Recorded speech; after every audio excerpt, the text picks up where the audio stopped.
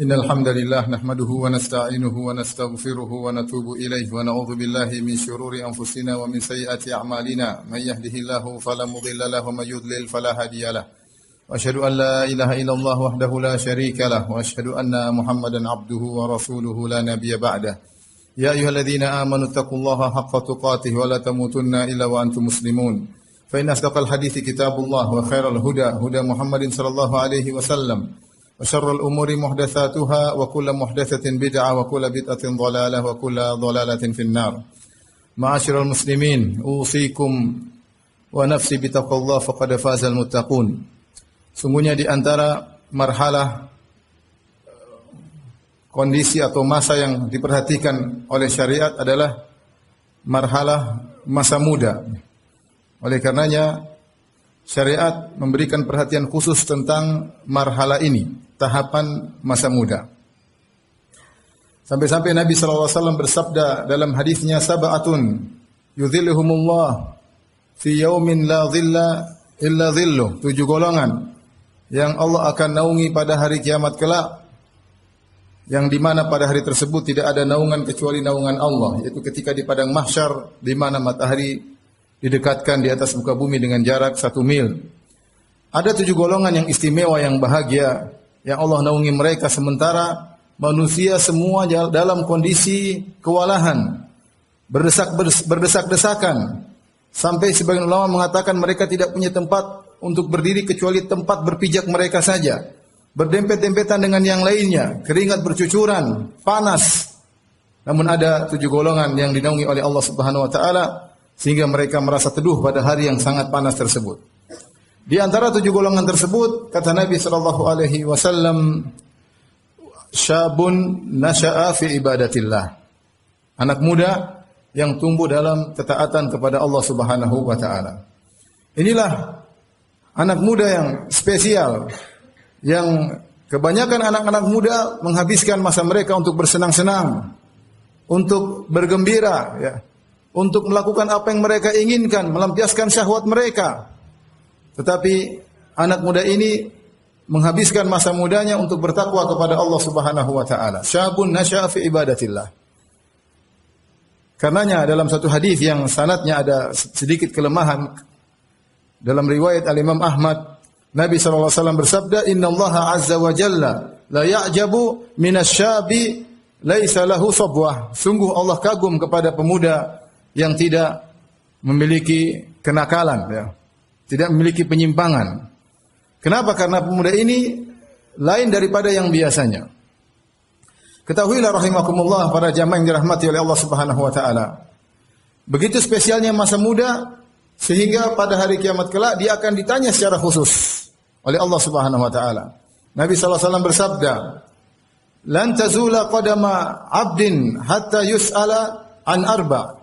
Sungguhnya kedua kaki seorang hamba tidak akan bergeser sampai ditanya tentang 4 perkara. An umrihi fima afnah, tentang umurnya kemana dia habiskan.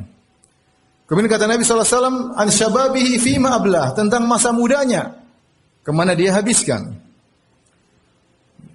Wa an malihi fima min aina iktasabu fima anfaqah, dan tentang hartanya dari mana dia dapatkan, kemana dia habiskan. Wa an ilmihi, dan ditanya tentang ilmunya, mimma amila bihi, apa yang dia amalkan dari ilmunya.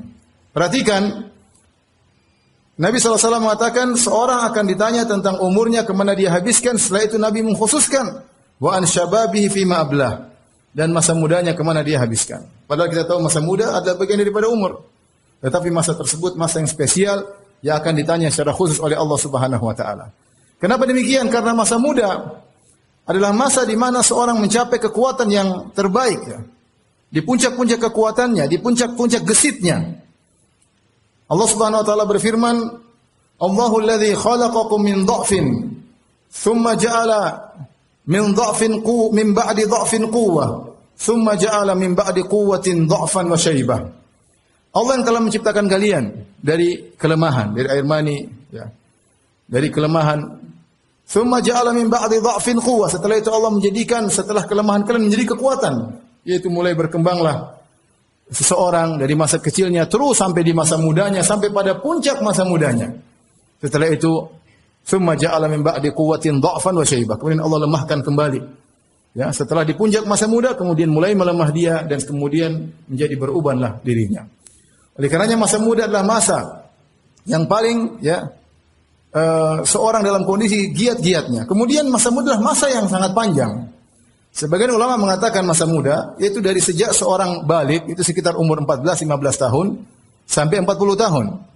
Ini pendapat pertama ya sekitar 25 tahun. Ada yang mengatakan bahwasanya masa muda dimulai dari balik sekitar 15 tahun sampai umur 50 tahun. Itulah masa muda. Puncak mudanya tatkala mungkin umur 40. Setelah 50 tahun baru kemudian mencapai masa tua, marhalah asy-syaikhukhah. Intinya masa muda memiliki waktu yang panjang. Seorang bisa melakukan apa yang dia lakukan. Jika dia gunakan waktunya untuk bertakwa kepada Allah, maka dia akan mendapatkan ganjaran yang luar biasa di akhirat kelak. Ma'asyiral muslimin, sungguh menyedihkan ketika kita melihat di zaman sekarang anak-anak muda terombang-ambing dalam ketidakpastian, terombang-ambing dalam kemaksiatan, berhura-hura, ya. Tenggelam dalam kegelapan, jauh dari bimbingan Islam. Syaitan menjadikan mereka menjadi target utama anak-anak muda. Karena sebagaimana kita ketahui, kalau seorang di masa muda dia kuat, insya Allah masa tuanya dia berjalan sebagaimana di masa mudanya. Tetapi ketika di masa muda dia bimbang, dia terjerumus, dia terjatuh, dikhawatirkan masa tuanya melanjutkan masa mudanya. Sebagaimana perkataan seorang penyair, wa yansha'un nashi'u al-fityani minna ala ma kana awwadahu abuhu. Sungguhnya anak muda berkembang sesuai dengan apa yang dibiasakan oleh ayahnya. Kalau dia biasanya seperti itu, maka dia akan berkembang demikian dan dikhawatirkan di masa tuanya dia terus demikian karena sudah terbiasa dengan apa yang dilakukan di masa mudanya. Karenanya Allah Subhanahu wa taala menyebutkan dalam Al-Qur'an tentang contoh-contoh anak-anak muda yang luar biasa, yang masa mudanya dijadikan sebagai sarana bertakwa kepada Allah Subhanahu wa taala, tegar dalam menghadapi ujian dan rintangan dan cobaan. Di antaranya pemuda yang sangat hebat dialah Nabi Ibrahim alaihissalam. Yang ketika itu dia sendiri yang beriman di negerinya Babil, menyerukan tauhid sementara seluruh penduduk negerinya semuanya kafir musyrikin. Bahkan ayahnya yang sangat dia cintai seorang yang musyrik. Tapi dia tegar meskipun dia sendirian. Sampai-sampai Allah menamakan Ibrahim, inna Ibrahim kana ummah. Sungguhnya Ibrahim adalah umat, padahal dia sendirian. Disebut umat oleh Allah Subhanahu wa taala kenapa? Karena dia memiliki sifat-sifat yang luar biasa, yang hebat, membuat dia tegar meskipun sendirian. Dialah Ibrahim alaihissalam. Yang dengan beraninya kemudian dia menghancurkan patung-patung dan berhala-berhala yang disembah oleh penduduk negerinya. Ketika kaumnya sedang pergi melakukan perayaan di luar kota, maka Ibrahim tidak ikut alaihissalam, kemudian dia pun menghancurkan patung-patung tersebut. Ketika mereka pulang, mereka bertanya, man fa'ala hadza bi alihatina innahu laminadh dhalimin. Siapa yang berani-berani melakukan hal ini dengan Tuhan-Tuhan kita? Sungguhnya dia adalah orang yang zalim. Mereka berkata, qalu sami'na fatan yadhkuruhum yuqalu lahu Ibrahim. Kata mereka, kami dengar ada seorang pemuda yang menjelek-jelekan Tuhan kita namanya Ibrahim. Subhanallah. Sami'na fatan, seorang pemuda. Entah Ibrahim umurnya mungkin masih belasan tahun atau 20 tahun, tapi di masa mudanya dia bergerak karena Allah Subhanahu wa taala, dia berbicara karena Allah Subhanahu wa taala, dia bertindak karena Allah Subhanahu wa taala. Allah jadikan dia contoh bagi kita seluruhnya. Bahkan Allah merintahkan Nabi Muhammad SAW untuk mengikuti agama Ibrahim. Fattabi' millata Ibrahim hanifa. Wahai Muhammad, ikutlah agama Ibrahim yang lurus. Di antara anak muda yang Allah sebutkan kisahnya dalam Al-Quran adalah Yusuf alaihissalam. Yang Allah abadikan bagaimana seorang pemuda yang tegar digoda dengan godaan yang luar biasa. Yang tidak seorang pun dari kita mampu untuk menghadapi godaan tersebut. Digoda oleh seorang wanita sangat cantik yang disebut dengan Zulaikha, yang disebut dia adalah lambang kecantikan di zamannya, Zulaikha. Dan wanita ini menjebak Yusuf dalam tempat yang tertutup, tidak ada yang melihat mereka, pintu terkunci. Sementara dia telah merias dirinya, sehingga kecantikan di atas kecantikan, dia pula yang merayu. Dia yang memaksa, dia yang merayu. Ya. Kemudian sudah tergerak syahwatnya, walaqad hammat bih. Sang wanita sudah tergerak syahwatnya dengan begitu bergejolak, wa hamma biha, Yusuf pun sudah mulai tergerak. Tetapi dialah pemuda yang dengan ketakwaannya kepada Allah Subhanahu wa taala, maka dia pun selamat dari godaan yang sangat berat tersebut, maka dia pun kabur meninggalkan Zulaikha. Ketika Yusuf alaihissalam kabur, kemudian terjadi apa yang terjadi, maka akhirnya berita ini menjadi buah bibir di kalangan ibu-ibu di kota Mesir. Allah Subhanahu wa taala berfirman, "Wa qala niswatun fil madinati imra'atul aziz turawidu fataha an nafsi." Berkata para wanita di kota Mesir, ya. Sungguhnya istri dari sang menteri yaitu Zulaikha turawidu fataha, dia telah merayu pemudanya. Pemuda, Yusuf masih muda. Qad syaghafaha hubba, sungguh dia telah mencintai sang pemuda tersebut dengan kecintaan yang sangat dalam. Di sini Allah menyebutkan Nabi Yusuf alaihissalam dengan fataha, yaitu seorang pemuda. Yang Allah contohkan diberi ujian yang sangat hebat. Yang kita tahu kita di anak-anak muda di zaman sekarang diuji dengan ujian yang sangat jauh dari ujian tersebut. Tapi mereka tidak bisa menghadapi ujian tersebut. Lihat bagaimana Nabi Yusuf alaihissalam diuji dengan ujian yang sangat luar biasa. Sampai Allah abadikan dalam Al-Quran sebagai contoh bagi anak-anak muda zaman sekarang. Sudah ada seorang yang pernah diuji lebih hebat daripada kita. Namun dia diselamatkan oleh Allah Subhanahu wa taala dengan ketakwaannya dan keikhlasannya. Di antara anak-anak muda yang Allah sebutkan dalam Al-Quran adalah para pemuda Ashabul Kahfi. Yang mereka 7 orang. Mereka sendiri yang beriman kepada Allah Subhanahu wa taala. Sementara penduduk negerinya semuanya musyrik kepada Allah Subhanahu wa taala. Semua kufur kepada Allah Subhanahu wa taala. Kemudian mereka ditangkap dan mereka berbicara di hadapan sang raja, berdakwah, Rabbuna Rabbus samawati wal ardi, lan nad'u min dunihi ilaha. Tuhan kami adalah pencipta langit dan bumi. Kami tidak akan berdoa kepada selain Allah Subhanahu wa taala. Maka mereka diancam. Akhirnya mereka pun kabur, lari ke sebuah goa, ya. Kemudian Allah memberikan karamah kepada mereka, mereka tidur selama 309 tahun, Allah selamatkan mereka. Tapi Allah mengatakan apa? Innahum fityatun amanu bi rabbihim wa zidnahum huda. Mereka adalah para pemuda amanu bi rabbihim, yang mereka beriman kepada Rabb mereka. Wa zidnahum huda, dan kami tambahkan hidayah kepada mereka.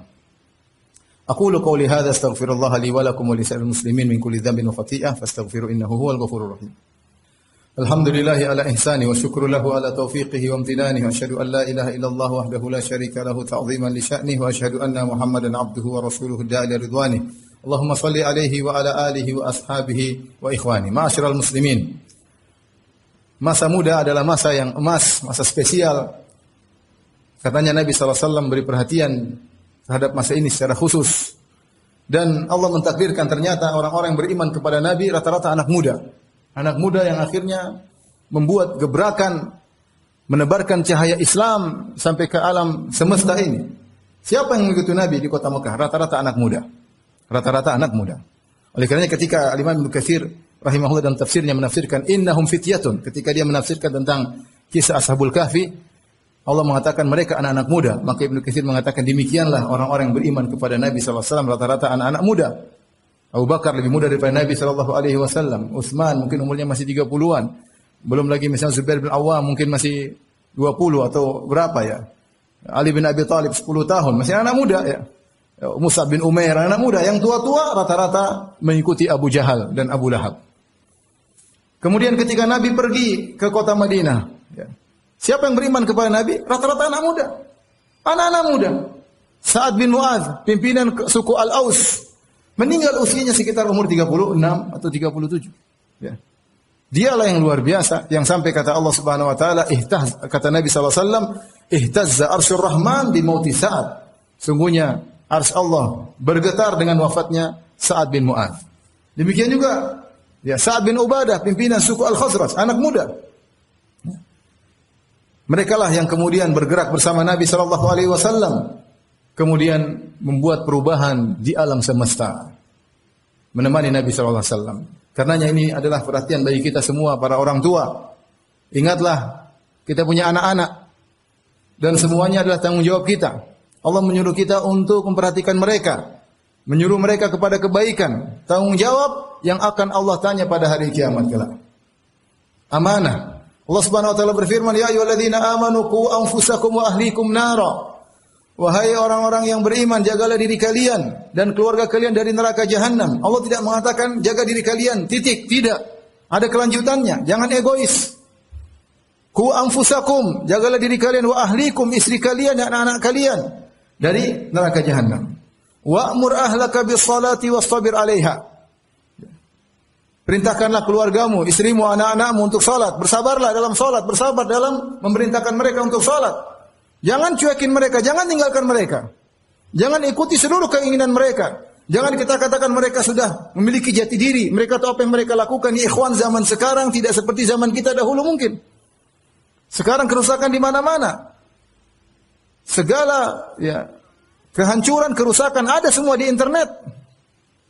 Kita waspada. Jangan sampai kita menyesal di kemudian hari. Masa muda, anak-anak kita diambil oleh syaitan. Dihancurkan oleh iblis. Sehingga kita menyesal di kemudian hari. Oleh karena seorang bertakwa kepada Allah, berusaha semaksimal mungkin, hidayah di tangan Allah Subhanahu wa taala. Ingat bahwasanya anak-anak adalah amanah yang Allah titipkan kepada kita dan Allah akan mintai pertanggungjawaban akan hal tersebut dari kita semua.